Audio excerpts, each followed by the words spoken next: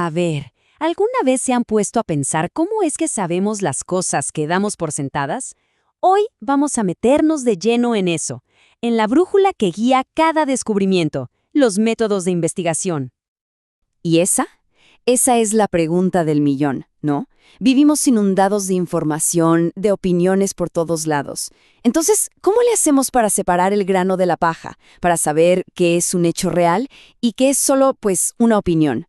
La clave, y esto es lo importante, no es solo buscar respuestas, es tener un método, una forma de buscarlas. Vamos a imaginarlo así. Empezar una investigación es como llegar a una bifurcación en el camino. Y ojo, aquí no hay un camino bueno y uno malo. No, para nada. Simplemente cada uno te lleva a un lugar distinto, te muestra paisajes del conocimiento completamente diferentes. Y la elección que tomes al principio, bueno, eso define absolutamente todo el viaje. Y bueno, aquí están precisamente esos dos grandes caminos. Por un lado, tenemos la ruta cuantitativa. Piensen en ella como el camino de los números, de las mediciones, de lo que se puede contar y escalar. Y por el otro lado está la ruta cualitativa, el camino de las historias, de los significados, de la profundidad de la experiencia humana. Ok, listo. Vamos a empezar nuestro recorrido por el primer sendero, el camino cuantitativo, el que, como su nombre lo dice, se enfoca en los números, en los datos duros, en buscar la objetividad. Entonces, ¿de qué va exactamente esto? Bueno, lo más importante es que el enfoque cuantitativo busca medir cosas, probar ideas, hipótesis, como se les dice, y esto es clave, poder generalizar los resultados.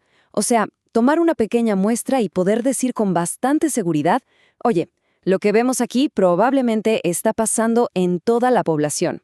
Se trata de convertir observaciones en números para ver el panorama completo. Y esto no es pura teoría, ¿eh? Se usa todos los días en cosas súper importantes. Por ejemplo, en epidemiología, para saber si una vacuna funciona o no. En los negocios, para ver qué estrategia de mercado de verdad está generando más ventas.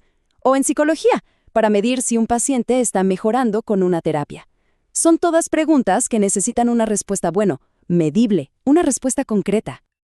Para que vean el poder de esto, miren este número. 422 millones. Es una cifra enorme. Y no es un número al azar. Son los 422 millones de adultos que, según la Organización Mundial de la Salud, vivían con diabetes en 2014. Un solo dato, un dato cuantitativo que nos muestra la escala real de una crisis de salud mundial. Esto es algo que solo puedes descubrir siguiendo el camino de los números. Bien, ahora cambiamos de rumbo. Dejemos los números por un momento y tomemos el otro sendero. Un camino que no se trata de contar, sino de escuchar. Aquí es donde nos sumergimos en las historias, en las profundidades de la experiencia humana. A ver, aquí el objetivo es completamente diferente. No buscamos generalizar a miles de personas. No, lo que se busca es profundizar, es entender el porqué de las cosas. ¿Por qué la gente hace lo que hace? ¿Qué siente? ¿Cómo percibe su realidad? Se trata de meterse de lleno en el contexto para capturar toda esa riqueza que los números a veces no pueden mostrar. Y claro, las preguntas que se hacen aquí son distintas. Piensen en esto. ¿Cómo responde uno con un número a cuál es la experiencia de una familia con un paciente terminal? ¿O qué significa perder a alguien en un desastre? Imposible, ¿verdad? Para esto se necesitan conversaciones, escuchar historias, entender emociones. Son preguntas sobre el significado de las cosas, no sobre cuántas veces pasan. Miren, esto es un dato cualitativo en acción. Escuchen la descripción.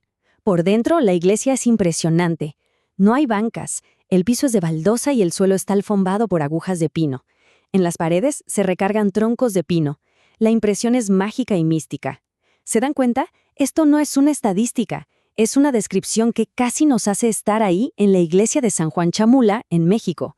Podemos casi oler el pino, sentir esa atmósfera. Captura una realidad que un número jamás podría describir. Ok, para que todo esto quede súper claro, vamos a usar una analogía que todo el mundo entiende. Contratar a alguien para un trabajo. Es el ejemplo perfecto para ver cómo funcionarían estos dos enfoques en la vida real. Si usáramos la ruta cuantitativa, ¿cómo sería? Pues muy estructurado.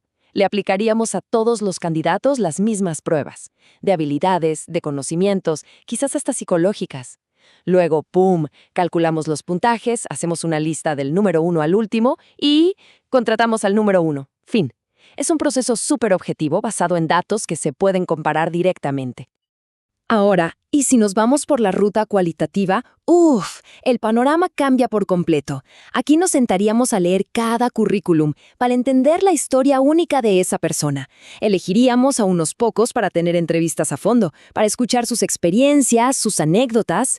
Aquí no estamos buscando un puntaje, estamos tratando de construir un perfil, de entender quién es esa persona, para ver si de verdad encaja con el equipo, con la cultura de la empresa.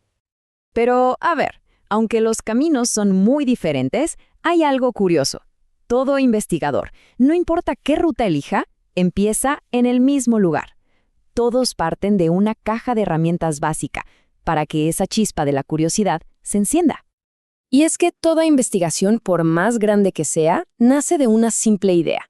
Y lo genial es que esas ideas pueden venir de cualquier lado, de algo que nos apasiona, de un problema que vemos en nuestra comunidad, de un reto en el trabajo, o simplemente de la pura curiosidad por saber más de algo.